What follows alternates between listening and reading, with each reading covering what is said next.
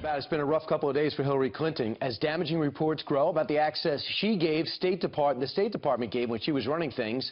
The foundation, the Clinton Foundation donors. Now, new elected Democrats have come to her defense, and one of them is a senator from Delaware. He is Chris Coons, and here to explain how he defends the former Secretary of State, former senator from New York, and First Lady, is the senator himself. Senator, welcome back. Thanks, Brian. Good to be with you. Senator, I was struck by the fact that Ed Rendell, governor of Pennsylvania, Democrat, former leader of the DNC, says the firewall between the department and foundation officials was ineffective, and the reports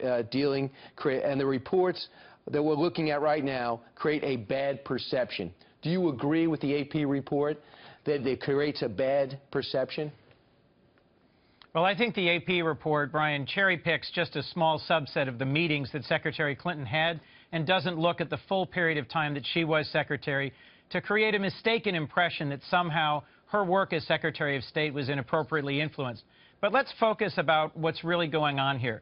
The Clinton Foundation was just that, is just that, a foundation that raises millions of dollars to help provide malaria medication or HIV/AIDS but that's medication not the issue. to millions of kids in the developing world. Ever, Senator, but it might be the best foundation ever. That has nothing to do with this topic. In fact, the AP has fired back and said, we sued you twice to get the rolls to find out who was visiting the Secretary of State when she was Secretary of State, and we finally got a list, and we didn't list everybody that went in because we assume those people, this is according to the AP, were doing business. These are the private people that want to visit. So they fired back after Brian Fallon fired back at them.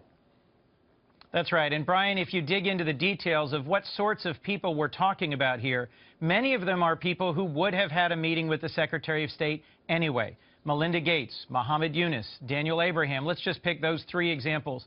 Melinda Gates is one of the world's leading philanthropists. If she came and asked for a meeting with the Secretary of State to talk about her work and her foundation's work in fighting polio or in advancing health around the world, she'd get the meeting, regardless of whether or not she'd made a contribution. Senator, you know, that is perfectly logical. And I look at some of these bios there with the microloan guy, and these seem like exceptional people. But there's a lot of exceptional people in this world, and it just so happens these exceptional people that got in to almost 60% were substantial donors to the foundation, which is the exact reason why she signed an ethics agreement with President Obama before she took the job. Do you agree that the perception, like the Huffington Post brought out and the Boston Globe pointed out, is poor? Well, Brian, the whole reason we're on this morning talking about it is because it's created a poor perception. The reality, though, there may be some smoke here, but there is no fire. There isn't an underlying ethics violation because neither Bill nor Hillary Clinton take a salary from the Clinton Foundation, and the underlying work of the Clinton Foundation is incredibly admirable. They're taking proactive steps now to be clear that as president, she and her husband would take different roles in the foundation. But I frankly think it's regrettable if CGI has to shut down its annual conferences. They do terrific work. Right. It's just a shame that they wouldn't have seen this ahead of time as Secretary of State, which is arguably almost as important as a lead diplomat as the President of the United States. And we'll see, because even Hillary Clinton picked up the phone last night and realizes this is becoming an extremely hot issue. Senator, it's always great to see you. Thanks so much.